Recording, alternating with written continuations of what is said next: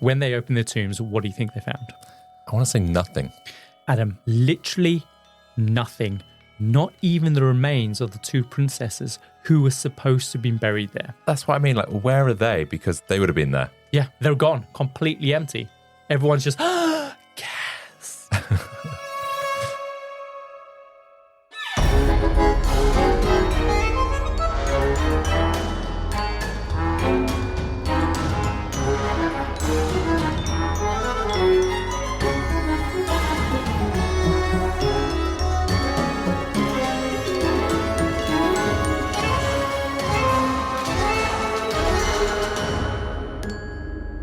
Welcome to the Compendium, an assembly of fascinating and intriguing things, a weekly variety podcast that gives you just enough information to stand your ground at any social gathering.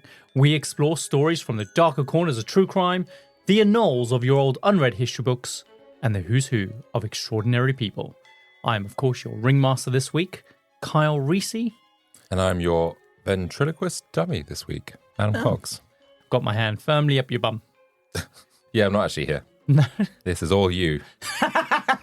For throwing my voice. Yes, I'm on strike at the moment. Freaks, this is a PSA announcement letting you know that All the Latest Things is now its own episode, exclusively available for free on our Patreon. You can listen to more of us and our weekly ramblings of fascinating facts and tidbits about everything we've discovered over the last 7 days. You just need to sign up as a free member and enjoy our bonus content. After you finish this episode, make sure you go and check that out. But don't forget, signing up also gives you early access to next week's episode a full 7 days before anyone else. You can also support the Compendium by signing up as a certified freak, which gives you access to all of our upcoming episodes. Of course, we understand that paying a few dollars sometimes is not an option for some, which is fine. If you still want to show your support, you can help us by following and leaving a review on your favorite podcasting app. Your support really helps us reach even more freaks of the show. So Adam, it's the second part and conclusion of our episode on the mysterious disappearance of Emanuela Orlandi. Yeah, what's the Pope been up to? Today's Compendium, we are diving into an assembly of continued conspiracies, sacred graves, Mafia confessions, and even more Vatican secrets. I'm so ready for this. In the first episode, we found out how for centuries the Vatican had been a symbol of reverence and secrecy. Its immense spiritual and political power allowed it to guard its secrets behind its walls. One of those secrets revolved around their involvement in the disappearance of 15-year-old Emanuela Orlandi, who vanished from Rome following a music lesson in 1983.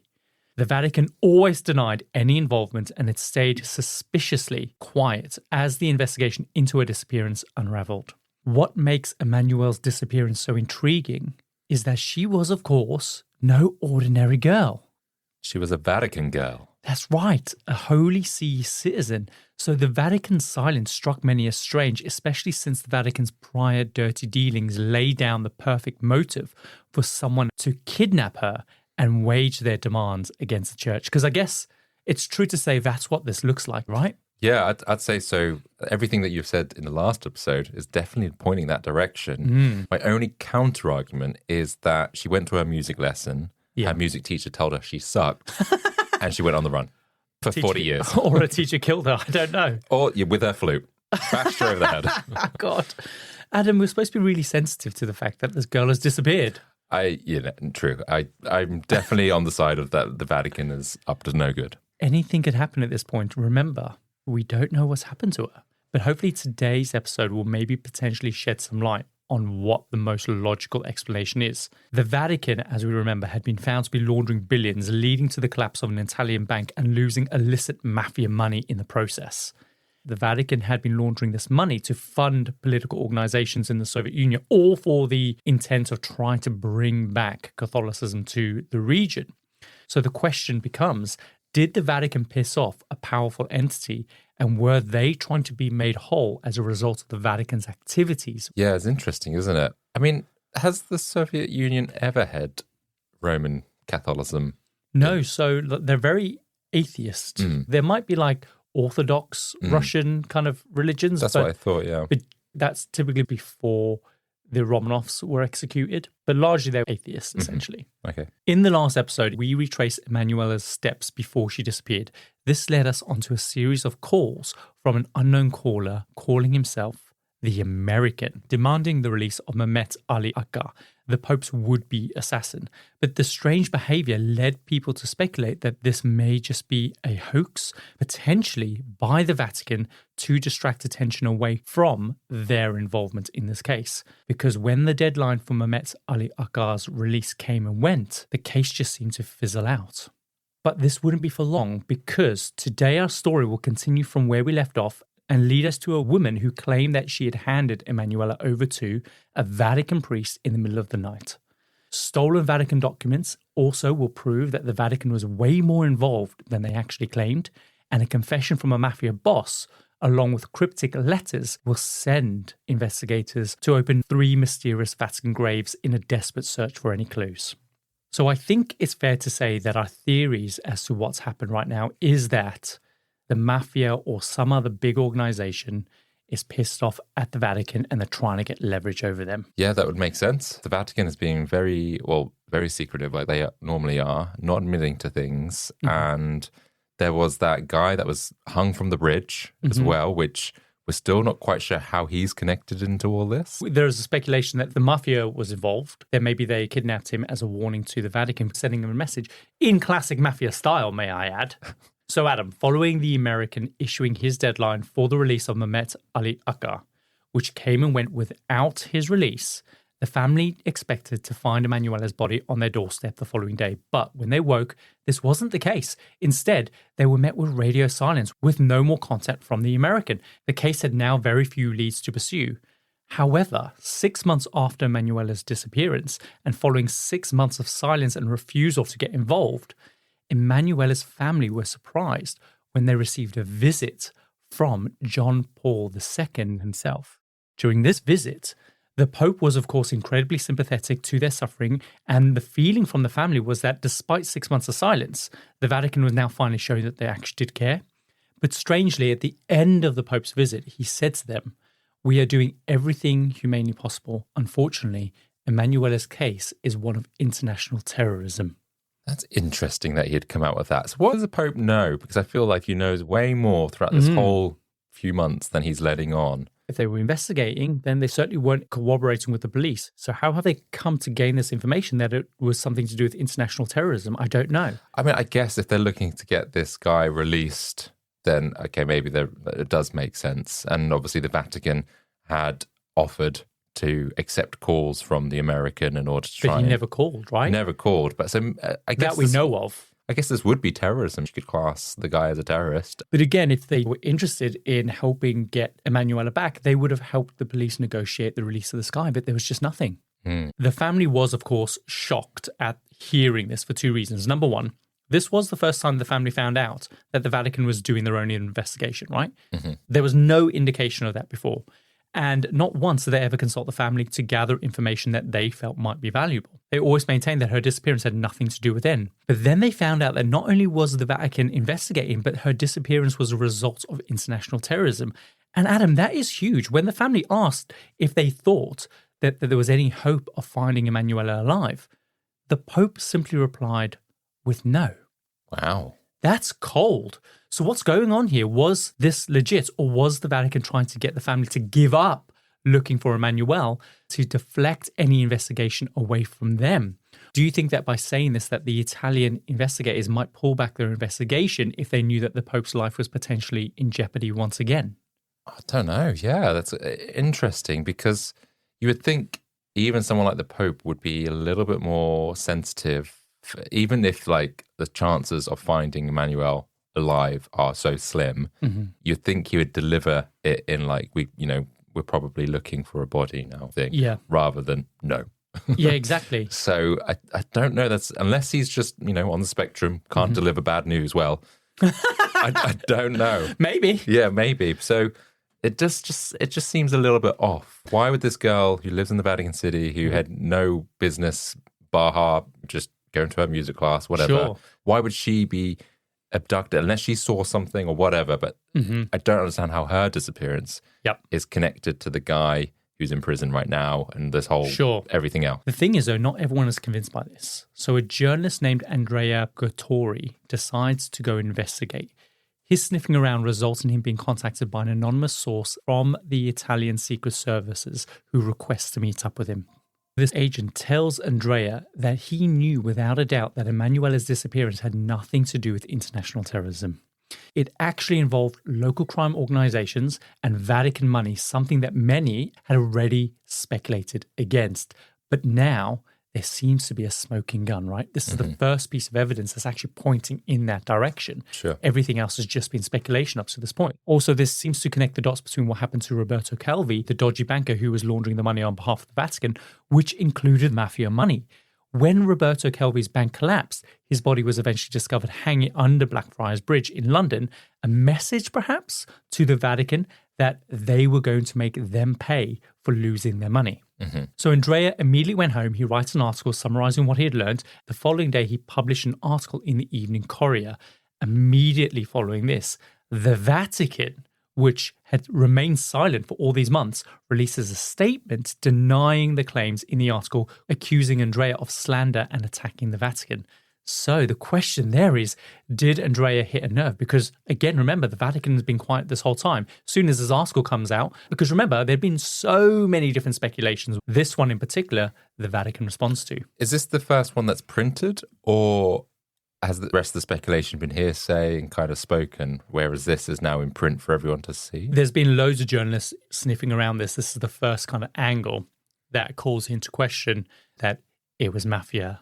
Related. The Mafia involved, yeah. And so this source has said it is the Mafia, it's down to the banker, whereas before no one else had come forward. They'd speculated it was to do with this banker and everything else. And I definitely think that they hit a nerve because that same afternoon, Andrea is told by his editor that he was no longer permitted to write about Emanuela or the Vatican.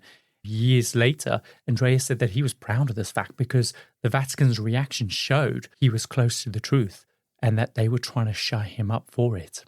And I think that's plausible. But the thing is, though, this is the last major event in the story for about 10 years, which brings us to 1993, when the Orlandi family received a call from an Italian magistrate.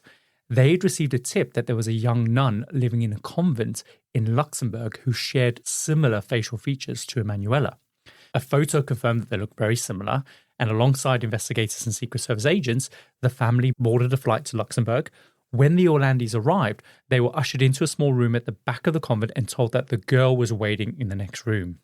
The family was told, however, that Emanuela's mother, Maria, was the only person permitted to meet with the elusive nun. So as the family waited outside, Maria entered alone. Several minutes later, Maria came back, and it was clear just by the look on her face that the nun was not Emanuela. So can you imagine that 10 years later, you get a tip that maybe your daughter could be living in a convent in Luxembourg, WTF straight away initially, but then to find out that it wasn't her? This poor family. Yeah, because they've had to come to some peace, or perhaps they never did because there was no body or nothing's been found.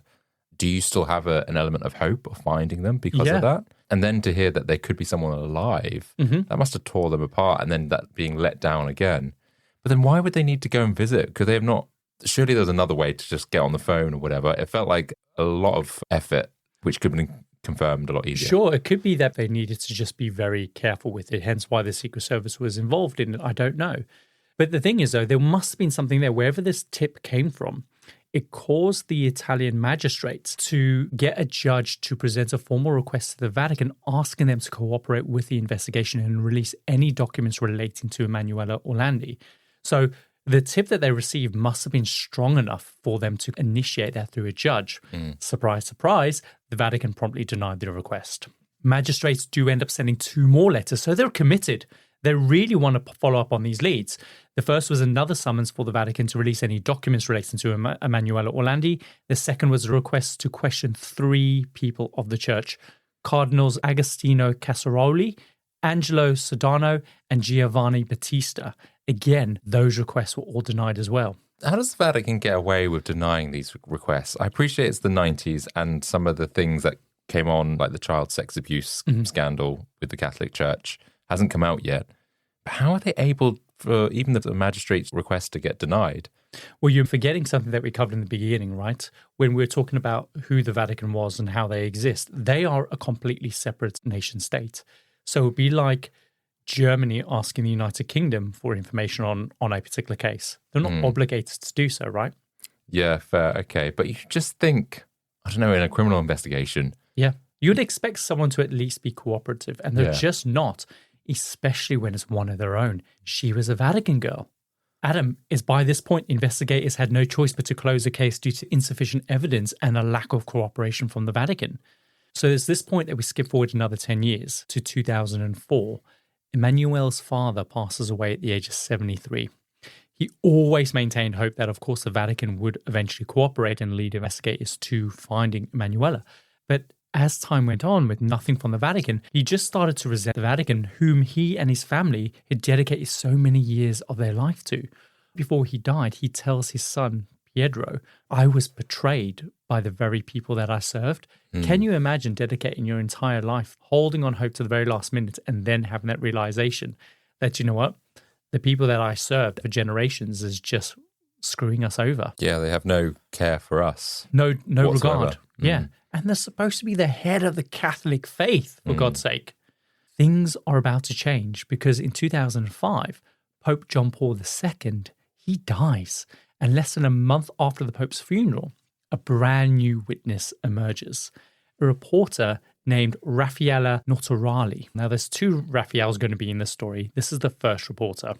Now, she'd worked for a very popular Italian TV program, which is translated to Who Has Seen. I get the impression it's very much like maybe Crime Watch or something like that, or uncovering corruption and things like that. She receives a curious message on her answer phone message. It said, to find the solution to the case, investigate who is buried in the crypt of Santa Apollinare Basilica and the favor that Renatino did for Cardinal Ugo Poletti at the time. So basically, just to translate, received a message, find out who is buried in this particular crypt in this basilica, and find out about the favor that person buried there did for this cardinal guy. Okay, and this has come from another source that's come forward. It's a random source on this woman's answering phone message. And so, anonymous source, I'm guessing. So basically, this basilica is directly next to Emanuela's music school. And of course, it's the last confirmed place that Emanuela was seen alive. More importantly, this basilica is a Vatican-owned church. The tip was pointing them to a tomb there, so whoever the tomb belonged to was going to be someone quite significant. Not just anyone can be buried there unless, of course, you're well connected to the church, right? Interestingly, though, when they went to investigate, it turned out to belong to one of Rome's most infamous and feared gangsters, a mob guy called Enrico de Pedis. He's known as the King of Rome, but also, as the tip stated, Renatino. Okay.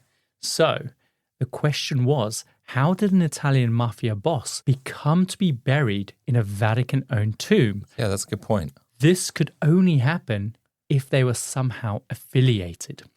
Throughout the 1970s and 80s, Enrico de Pedis was the boss of a mafia gang called Banda de Magliana. This leads Raffaella to a woman called Sabrina Minardi, who had been dating de Pedis between 1983 and 1984. She tracks Sabrina to a small apartment in Rome. When she gets there, she asks the doorman which flat she lived in, but the doorman tells her that Sabrina hadn't lived there for years. So, of course, she wasn't buying this. So she waited until the doorman left for lunch and then slipped into the building, proceeding to go door to door. Eventually, she knocks on one of the doors, where she is met by a real gruff voice from the other side asking who's there. She said she was Raffaella, a reporter from Who Was Seen, and was looking for Sabrina Minardi. The door immediately swings open. The woman proceeds to pat her down, checking for any recording devices before ushering her inside. She told Raffaella that she met Enrico de Pedis in a piano bar in 1983 when she was just 23 years old. At the time, he was already a big-time gangster involved in all manner of organized crimes. That included drugs, illegal gambling, money laundering, even political terrorism.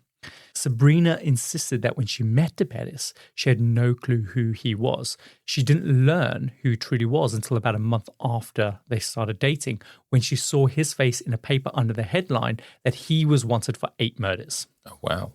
She says she confronted him about it, but apparently he told her they had never hurt or killed anyone. Sabrina says in that moment she believed him, And before the realization had set in that he was just full of shit, she becomes swept up in his world.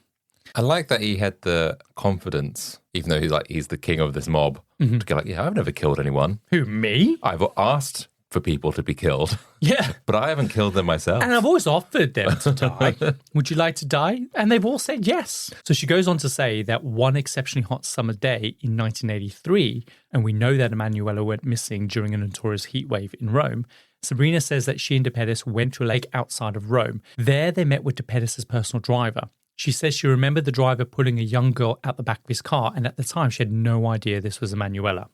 All she knew is what her boyfriend told her, and that was that they needed to take the girl to Sabrina's family home that they owned in a place called Torvenica, just outside of Rome. Sabrina agrees, and so they set off. She says that they locked Emanuela in a bedroom at the back of the house and kept herself far removed from what was going on, just ignoring the people that were constantly coming and going. She does mention that there was another woman called Adelaide who would come and go, and her role seemed to be caring for this girl that they were holding captive, feeding her, bathing her, but also medicating her with pills to make her behave, essentially. Wow. So what is Sabrina thinking then? Does she know exactly what's going on, or is it more like afterwards she put two and two together? I think she obviously she's in this world, so she knows the types of things that they're getting involved in. She does say that whenever she was in the vicinity of the room, she would hear Emanuela moaning, and she moaned a lot, but she never asked any questions. She knew that whatever the answer was probably just going to be something horrific. Right. Allegedly, Sabrina only discovered who the girl was when she saw the missing posters up and around Rome. After this, DePettis ordered that the girl's hair be cut. So that's quite telling, really, because you probably, as soon as they see these posters, they're probably now trying to disguise her identity.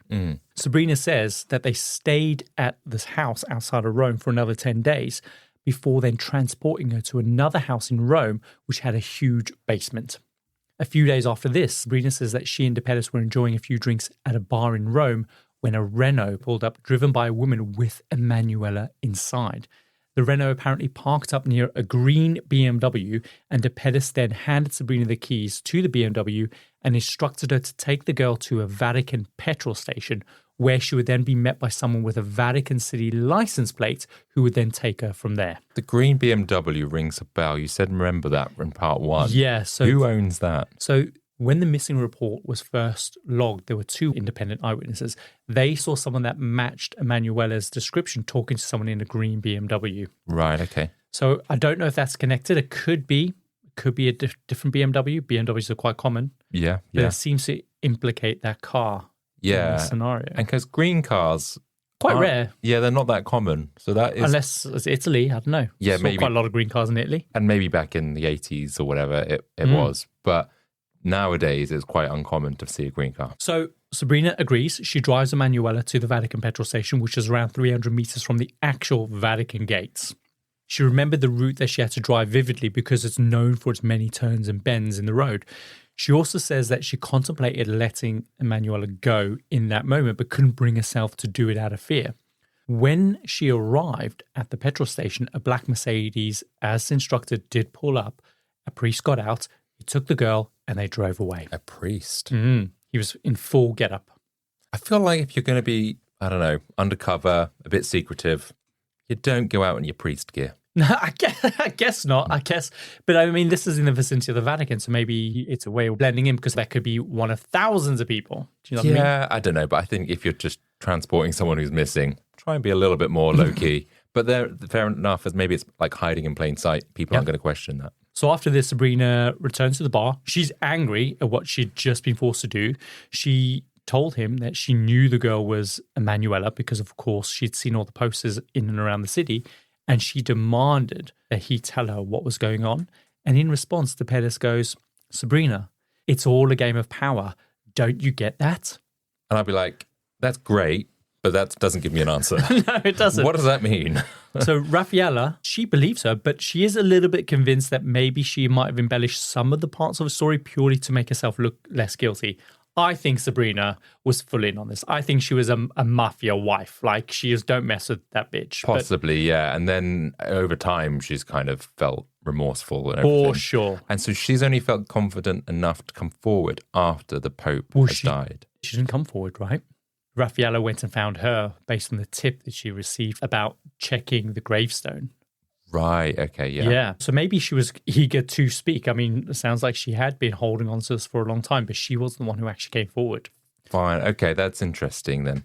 Because that kind of suggests that this person was willing to go to her grave, I guess. Yeah. But if, opportunity presents itself, she will confess. So Raffaella goes off. She breaks the news in the media, which results in the Italian police bringing Sabrina in for questioning. They then retrace the route down that road that Sabrina described to the Vatican petrol station, and they find that her testimony is largely accurate. However, if you ask me to describe the route from here down the Roxham Road, I'd pretty much be able to tell you almost exactly what it was like. So I don't know how that proves that, she definitely went down that road. Yeah, she probably did. But she lived there. Yeah, exactly. It's just silly. So they also confirm, however, the existence of the apartment with the huge basement in Rome. Mm-hmm. It is exactly as she described it. They also discovered that the person who previously owned the house was heavily connected with the Mafia in the past. And this was a major lead in the case. And so as a result, in 2008, the investigation reopens the case. So they've got something. And has Sabrina got anything to gain from this by giving this information? I'm just trying to work out if there is a motive for her. Honestly, I don't know. I don't think so. I think it's just a lot of time has passed. Her lover is gone. She's no longer part of the Mafia. She's got very little to be afraid of. In the documentary that you can watch on Netflix, The Vatican Girl, she's fully on camera. She's not disguising her voice like some of the other characters are. Oh. So I think she's quite happy to come forward. Yeah. She's got nothing to be afraid of. And is there any chance that the Mafia could attack her?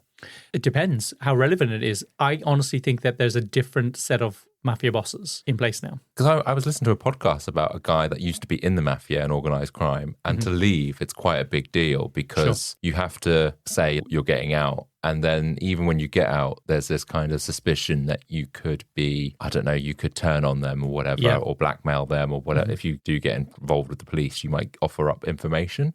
Honestly, I just think it's a different generation now. This is almost 30 years later. We know that Depedis at this point is dead anyway, so he's not in the equation. Possibly she has less fear. There's still some fear there because, of course, she's checking for wires and stuff. Exactly. And then obviously it's been printed. So did she know that was going to happen? And now she's been on a documentary. I don't know. It just seems a bit odd. My hunch says that the Mafia took Emanuela following the collapse of Banco Ambrosia. Did the mob kill Roberto Calvi and hang him under Blackfriars as a warning to the Vatican, and then use Emanuela as a way of recovering some of the lost money? Remember what Depedis told Sabrina? It's all a game of power. Don't you get that? So I think that sounds plausible. I think for the first time we have the Mafia link in this case. It wasn't the case before. Yeah, but then why does Emanuela hold leverage over the Vatican? This is the next question, right? So if this is all true, then the biggest question is, when Sabrina handed Emanuela over to the Vatican, why was she never reunited with her family? What did the Vatican do with Emanuela? Exactly. Now feels like a perfect time to take a quick break. And when we get back, we'll explore the explosive testimonies, the cryptic graves, and how stolen Vatican documents could hold the key to this 40-year mystery.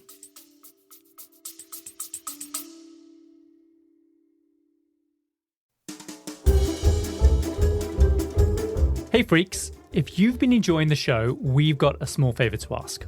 Yeah, we need your help, and it's super simple, but it makes a massive difference. Last time we asked you guys to leave reviews, the response was overwhelming.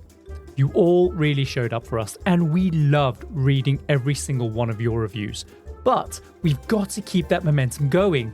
So, if you're a seasoned Compendium podcast listener, or even if you're new here and you love what you're hearing, could you please take a quick second to leave us a review?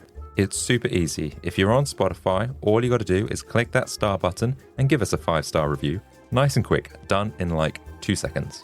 But if you're feeling extra generous and you've got a bit more time in your hands, then head over to Apple Podcasts and leave us a sweet, thoughtful written review. Trust us, this will go a long way. Or if you're like, I don't use podcast apps, no worries. You can still show us some love by going to our website, thecompendiumpodcast.com, and leave us a review there. We've made it super easy. The more reviews we get, the more listeners we can reach, and the better episodes we can bring you. It's a win-win, really. So yeah, hit that star, leave us a review, and help us grow this amazing community. We appreciate it more than you know. So, should we get back to the show? Let's do it.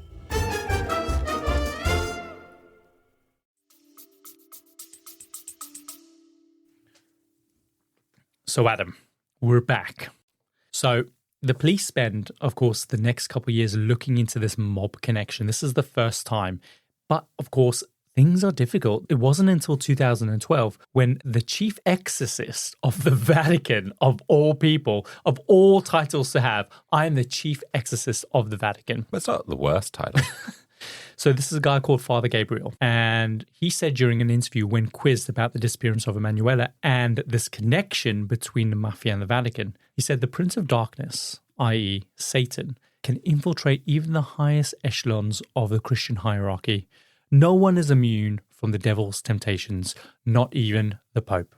He then goes on to say, there is a satanic sect within the Vatican itself, and that satanic sect was responsible for Emanuela's disappearance. So he's just come out and said, like, yeah, it was us. But he's saying there's a satanic sect, though. What are they doing? Did they sacrifice Emanuela? Oh, yeah, that's quite dark. But what I read is you could take that literally or figuratively, that people are a bit corrupt. Correct. And I take it in that way. The devil can corrupt minds, even in the church, and they are responsible for Emanuela's disappearance. I 100% get that. Absolutely. He says that a 15-year-old girl does not get into a car if she does not know the person inviting her to get in. I think investigations into Emanuela's disappearance were necessary inside, not outside the Vatican. I think that only someone that Emanuela knew well could have convinced her to get in their car and made her disappear. So this is explosive. This is a big thing for him to say. So this has us wondering about the secret that Emanuela confided in her friend in part 1, where Emanuela says a senior member of the church, someone very close to the Pope, molested her in the lead up to her going missing. And so do we think it was the guy that molested her that got her into the... The reality is we don't know who he is. Yeah. Okay. Awful as that is that enough to actually kidnap and hide someone? Because think of all the other things that the Catholic Church have done, and they were willing to hide those things. But is this just not another one of those, right? I have a couple theories. Is it perhaps why the Mafia targeted Emanuela in the first place? Did they know that by kidnapping a girl who had been molested by someone high up in the Vatican, this would give them more leverage in negotiating the return of their lost money? Could this also answer why the Mafia handed over Emanuela to the Vatican and why she was never reunited with her family? If they did, would this incident of a senior member of the church molesting her then come to light? Because she's such a big story now, did they need to make sure that never happened? True, because I guess you got the police, well, they're going to ask her, where have you been? And ask the Mafia, why did you take her? Yeah. And they're going to go, oh, speak to the Vatican. So I think there's some plausibility in that. So following the Pope's death, Pope Francis is, of course, elected as Pope in 2013. Of course, I think we had one more Pope before him. So he brings with him this promise of reforming the church and increasing transparency in order to rectify the Vatican's shady reputation.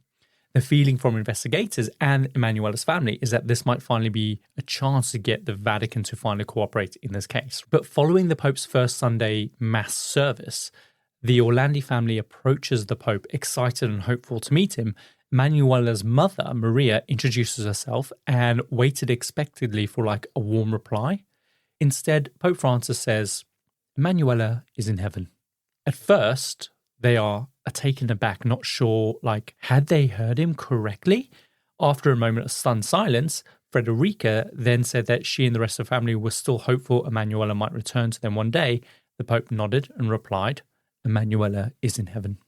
So he reiterated that. Oh, one more time. Pedro then echoes exactly what his sister says, but once again, the Pope responds, Emanuela is in heaven. He's saying very little here. So investigators and the family, they were wrong. The Pope wasn't interested. Did he know something he was trying to keep hidden? Something that would potentially expose the church? Or did he just feel that after all this time, Emanuela was indeed in heaven? I mean, that's plausible to think that to a degree, but... I guess it's been 30 odd years or something like that. And yeah, maybe there's a high chance, or strongest chance, that's probably the case. But if they had been cooperative from the very beginning, but because of their lack of cooperation, this makes you just speculate. Why would you just say that? It sounds suspicious. So in May of 2015, the case was closed again for the same reason as the first: lack of evidence, lack of progress, and lack of cooperation from the Vatican. But things were about to change. Basically, one evening, someone clearly on the inside of the Vatican used a set of keys to enter the Vatican Prefecture of Economic Affairs in Rome. They then used a blowtorch and managed to gain entry into one of 15 massive steel safes. They targeted this particular safe because it contained some very specific documents that the thief was interested in obtaining. These documents included a dossier on political scandals, financial investments, and as a wild card, relations with the Masons. Okay. So this was pretty much considered a pretty serious theft. But of course, the Vatican made sure that the break-in was essentially covered up. Eventually, these documents would be found and handed over to the Vatican, but not before journalist Emiliano Fittipaldi was able to make copies of these, which he later then released as part of a larger scandal called VatiLeaks. Interestingly, the Vatican never denied the break-in or the specifics about the documents that were stolen, but they did deny the legitimacy of one file. Now, the problem with that is it's bullshit, because it's been proven that this document was prepared by the Vatican office responsible for managing church properties and finances. Their signature is physically on the final page of this document. So if it was fake, they forged this signature. The document was titled Summary Statement of Expenses Incurred by the Vatican for Activities Relating to Citizen Emanuela Orlandi. What? In those words? In those words. That's the title of this document. Oh, shit. I mean, that's clearly proof. Do you want to hear what the document said? Yeah. It says, the Prefecture of the Administration of the Patronemy of the Apostle See has made a mandate to draft a summary document of the economic services required to support the activities carried out following the removal from home and the phases following Citizen Emanuela Orlandi. The relevant section under my supervision has collected the materials through the state actors who have interacted with this matter. Many limitations in the reconstruction of these details were found in tracing documentation relating to the support agents used on Italian soil. However, given the prohibition imposed on me to directly question those sources, it has been difficult for me to pull a wider picture. Basically, he's saying there that he has tried to find a summary of all the expenses incurred. There are some areas of the Vatican and different jurisdiction that he doesn't have privilege to investigate or question, and therefore those bits are missing. Right. So he's trying to do a report and he can't gather all the expenses. It's interesting that they would have even a document of this. You would think that they would have no written evidence if this is a true document. It says that the analysis activity is divided into time periods relevant to events and expenses incurred. Here are some of them that I think tell a really compelling story. Preparations for foreign investigative activity, 450,000 lira. Fees, food, accommodation at 167 Chapman Road, London, 8 million lira. Formal investigation costs in collaboration with Rome, 230,000 lira. Does that mean that they were investigating and they've just been keeping it quiet? And this is a lot of money. And so it sounds like they were keeping her in London.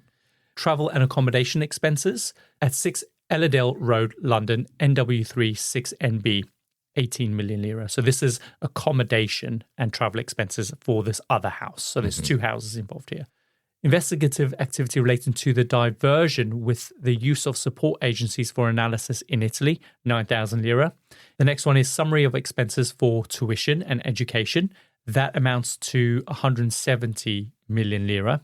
And then clinical expenses at St. Mary's Hospital in London, 3 million lira. Now, I'm going to stop there because there's one other final piece. But basically, if we put all these expenses together, what they tell us is that after Emanuela disappeared in 1983, Emanuela was not only alive, but she was living inside the Vatican. Then at some point between 1983 and 1985, she was moved to London, England. The first accommodation listed on that expense list is a youth hostel for girls run by the church specifically for migrants, refugees, and other displaced people. So trafficking people. I don't know if they've been trafficked as such. They could just be refugees, but it's people who don't necessarily have an identity or maybe have been displaced. So this journalist, Emanuela, he decides that he's going to fly to London to see if anyone there can provide any information on whether or not Emanuela was actually there. But surprise, no one claimed to know anything about Emanuela. However, it was over 30 years ago at this point. So that's potentially plausible. I would expect that they might have something in their archives, but no. And she might have even gone by a different name at that point. So Yeah. it probably wasn't even obvious that if she was If you're there. trying to hide, if you've trafficked someone out of the country, you're probably going to assume her under a different identity, right? She probably has a different passport, all these things. The interesting thing is that if this document is legitimate, which I think it is, it will contain a verifiable signature of the person who prepared the file, right? But the most heartbreaking aspect of this expense list is that it also indicates that Emanuela Orlandi died in 1997. Because the last expense record on that file specifically documented as general activity and transfer to Vatican City State with related final formalities, 21 million lira. This indicates that Emanuela possibly died in London. Her body was then returned to the Vatican, where according to that document and that expense claim is where she was then buried, the final formalities. It's interesting. So they kept her in London. This is what it's suggesting. But what could she have been doing and to keep her hidden for so long? And then it sounds like they perhaps just didn't kill her, but she died of whatever causes, I'm assuming. And they don't want her buried in a regular church because it could be easily exhumed. So I'm assuming they want to put her in the Vatican. Yeah, so it is a somber thought that she may be buried just a short distance away from where her family was living. And they had been waiting over 3 decades for answers. How disgusting is that if that is true? Yeah. And I'm assuming after the release of this, did they get permission to go look or? Well, it's a saga and we are dealing with the Vatican Church, so there's more to come. They're not going to open up their doors, I doubt. Nope. So does this mean that Pope Francis knew that she was indeed in heaven when he said that to the family? Yeah. The document seems to indicate that she was being held at the Vatican before being moved to London. Was she moved to London rather than being released back to her parents because the Vatican was trying to hide a secret? I somehow think, in light of the collapse of the Banco Ambrosiano, the Mafia learned this and used this as leverage over the Vatican. I'm convinced of it. If they hadn't have taken her, because it was them that probably took her by the sounds of things. Sounds like it if you trust Sabrina's testimony. Yeah, then this probably would never happen. She would have probably never gone to anyone, or they would have laughed it off. But because the Mafia got involved, because they wanted revenge or over what had happened. They just wanted their money back. Yeah, Yes. that's probably, I don't know, sealed her fate. Knowing everything that we know about the Catholic Church, like over and over around the world, priests have been molesting kids for decades, for years. Well, that's the thing, because the whole child abuse scandal that came out, and I think this was early 2010s as well, that kind of, there were so many people that came forward. Yeah. And I don't know if you remember from when we covered the Nuns on the Run story, there was a guy there, Bishop Roger van Louis. So he was the one that was wanting to get back all the artifacts that the nuns had stolen, and he was involved in, I think, the Church of Bruges at the time. Sure, I remember. But he had a story uncover about him because he had been molesting his nephew at the time and had been doing it for years and years. It was only one of his nephew's friend that basically called it out and drew a lot of attention, but he never got prosecuted. Yeah. The church were well aware that he was doing this for years. The reason he didn't get prosecuted is because the incident was so many years old. He's now just living his life in retirement. It's so disgusting. And that's the thing, though, Adam. No priest has ever been voluntarily reported to local authorities from inside the church, ever. It's only when they are finally exposed and they can no longer contain the fallout that they are forced to then do so. They always just continue to protect their own. And I think potentially that's what's been happening here. It seems like it. And the family, they have mixed emotions about this expense report, not necessarily because of the contents, but more because of its very existence. The Vatican always refused to involve itself in Emanuela's disappearance. If this document is real, it proves the Vatican had been lying this entire time. Every time they asked the Vatican anything, their attitude was always exclusively defensive. We have nothing to do with this. This shows cruelty and indifference to the suffering of others, especially by people that are really close to the church, this family that have dedicated generations of their lives to serving. It's just sick. We're now going to jump through to September 2017, when a former mob boss in charge alongside De Pedis, called Maurizio Abatino, confirmed that his Mafia gang was indeed responsible for Emanuela's disappearance. So now you have De Pedis' second in command confirming that was the case. And the reason why this is only coming to light now is because in 1992, Maurizio was arrested. And to avoid jail time, he agreed to cooperate with authorities and snitch on a bunch of his mates. Following this, he was placed into witness protection until the early 2010s. Now, when he re-emerged, another journalist also so happened to be called Raffaella. This time her surname is Finella. She was desperate to interview him in connection to Emanuela's disappearance and to corroborate Sabrina's testimony. Initially, he refused, but eventually, after messaging him every single day for 2 years, he finally agreed to speak. Wow, she was persistent. She is committed. He says that he personally had nothing to do with, of course, Emanuela's disappearance, but he knew she was taken by Enrico de Pedis and only found out about this later on after he received a visit from one of his little gang cronies in prison. He said that Enrico de Pedis orchestrated the kidnapping to extort a ransom from the Vatican after they'd invested money that they had lost during the collapse of Banco Ambrosiano. So you have someone here who's physically said what people have been speculating about.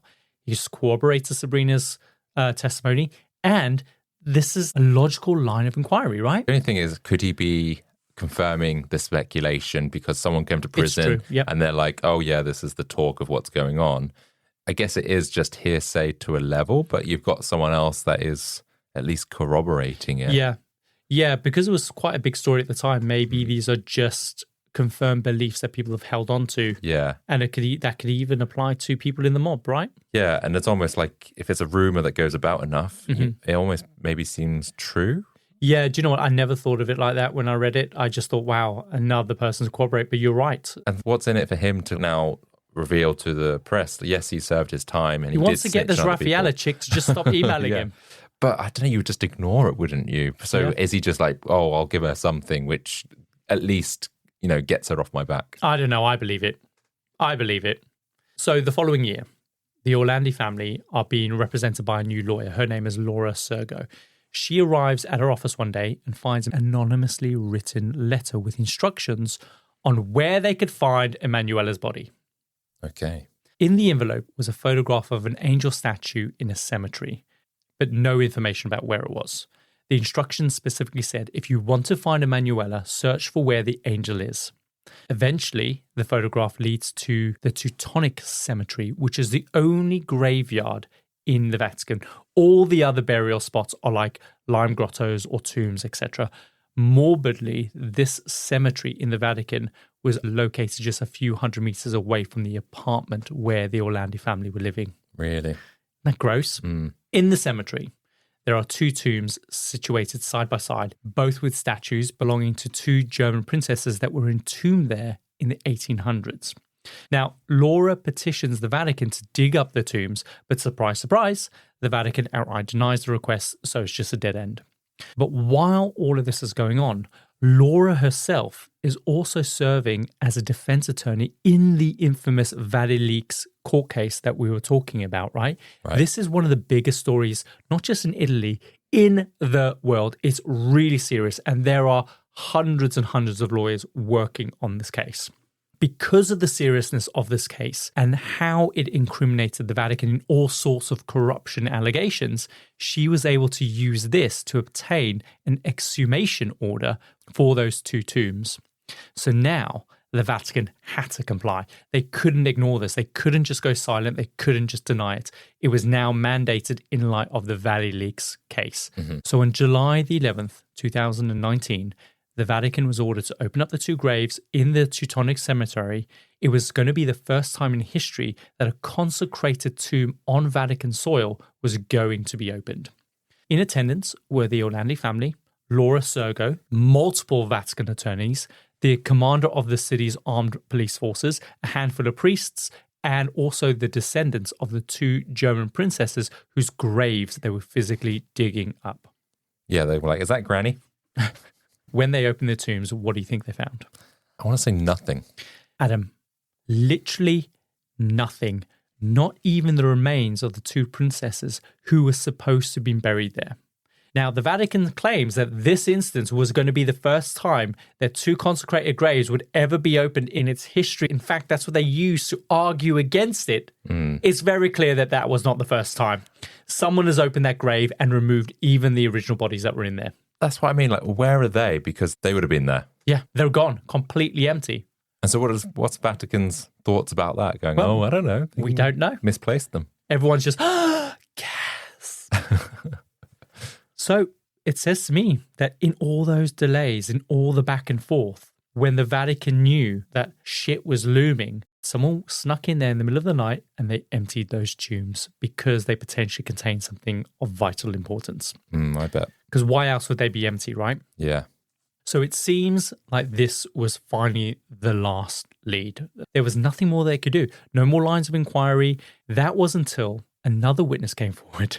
His name was Archbishop Carlo Maria Viango, who in 1983 was working as a personal secretary to the Cardinal of the State Secretariat.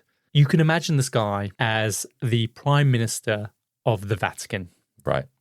He shows up at Laura's office and tells her that on the night that Emanuela disappeared around 8 p.m., remember, her family did not report her missing until well after 9:30, right? In fact, they didn't even lodge the actual official missing reports case until the next day.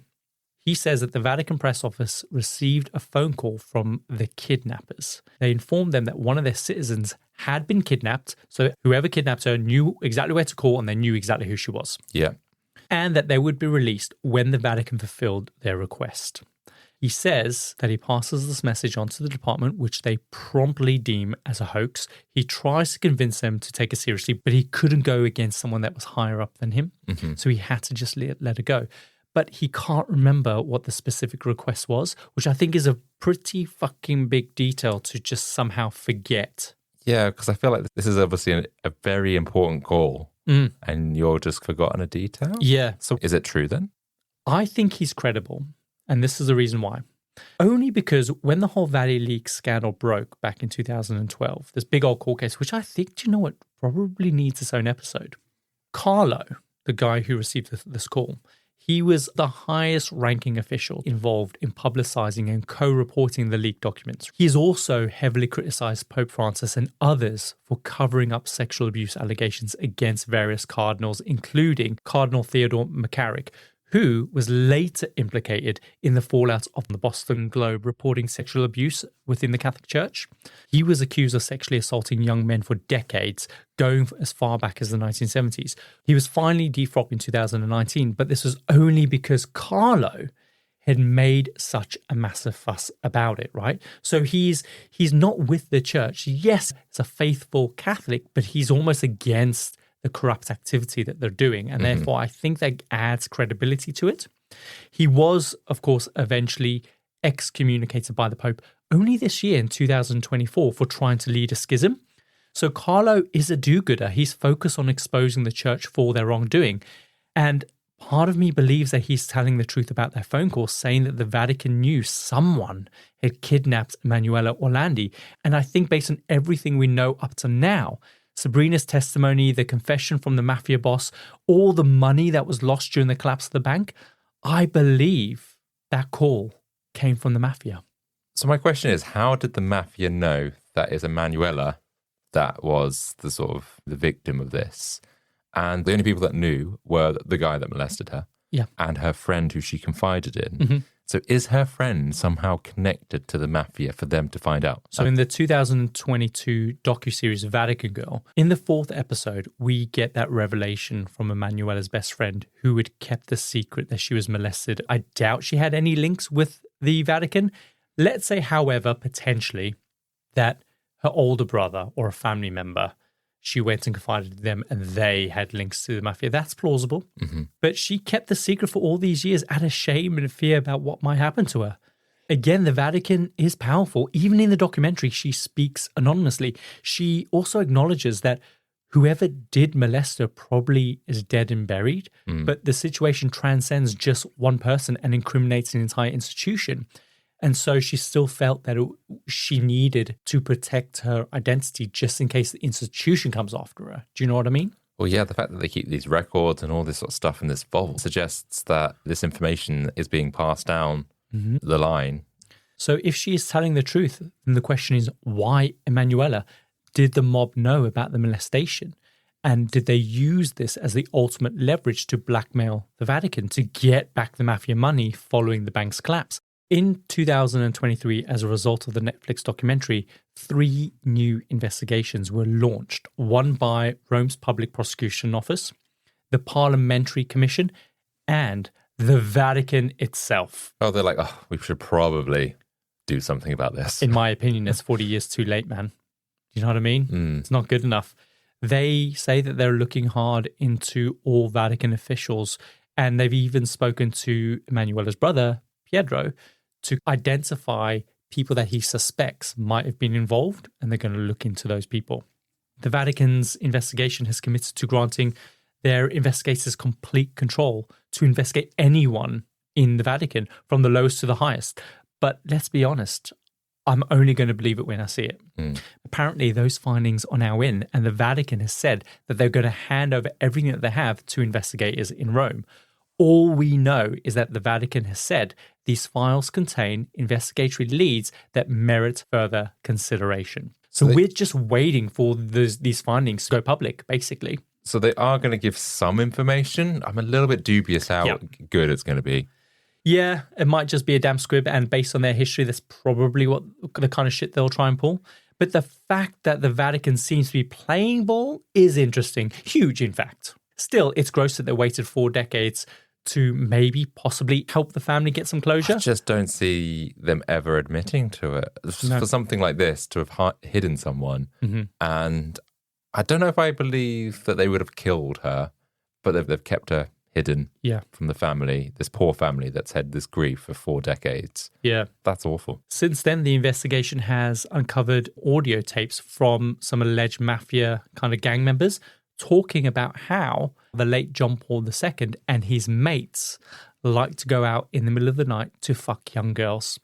That was so explosive that when that was leaked on Italian television, it just went mental. People were losing their minds of it. It all just contributed to kind of the bad reputation that the Vatican had at that time. And were they old tapes that got leaked? Yeah. So these were people in the mob at the time around this happening and everything. That's right. Yeah. Apparently, John Paul II occasionally went out in the evenings, and apparently it wasn't to bless homes. That is really gross. It is. If that is the case. He's a really old man as well. Well, they're all old. I don't think there is a young pope. Yeah. And Adam, that is the story of the disappearance of Emanuela Orlandi up until now. There is still more to come as these investigations reveal their findings, which will determine where it goes next. And I really hope that someday that they find out what happened to Emanuela. Yeah, it feels like it's, you know, the family needs an answer regardless. Yeah. Crazy, huh? Wow. Pretty fascinating. There is a lot in that story. So many twists and turns, but I guess because it's such an old story as well, and because it's been so highly publicized, that of course there's going to be loads of these different theories. So we had to cover all these different avenues because the Catholic Church wasn't playing ball. So you had to look at all these different kind of leads with a certain degree of legitimacy just in case they were legitimate. Yeah. But had they spoken out and said, listen, we did get a call from this American guy. He's full of shit. Just ignore it. Great, we can move on, right? Yeah. But the fact they didn't says that they were probably involved. All these roads keep leading back to the Vatican. Yeah. So there's no smoke without fire. If they had admitted it and said, they came out and said, there's nothing to see here, would they get into more trouble for lying? Adam, they'd get in trouble for kidnapping a young girl. Exactly. They're in trouble regardless. Yeah. So I guess for them, they were thinking, say nothing, don't get incriminated. But like the royal family, not to say that they're involved in this kind of thing, but, you know, they would keep quiet on certain topics because it leads to more speculation or whatever. We're going to have to keep an eye on the pulse and when this update comes. I'll let you know. Yeah. We'll probably get like an announcement going, the Vatican says, no dice. Yeah, I imagine it's probably going to be a disappointing update, but let's see what happens. I'm hoping for something. Shall we run the outro for this week? Let's do it. And that wraps up another journey into the fascinating and intriguing on the Compendium. If today's episode tickled your curiosity, then don't forget to hit that follow button on your favorite podcasting app. It makes the world a difference when you do. And for our die-hard listeners, next week's episode is waiting for you right on our Patreon, and it is completely free. If you're hungry for more, then you can join our Certified Freaks tier to unlock our entire archive and enjoy exclusive content and get a sneak peek as to what's coming up next. New episodes drop every Tuesday, and until then, remember, The truth may be buried, but the questions never stop digging. See you next time. See ya.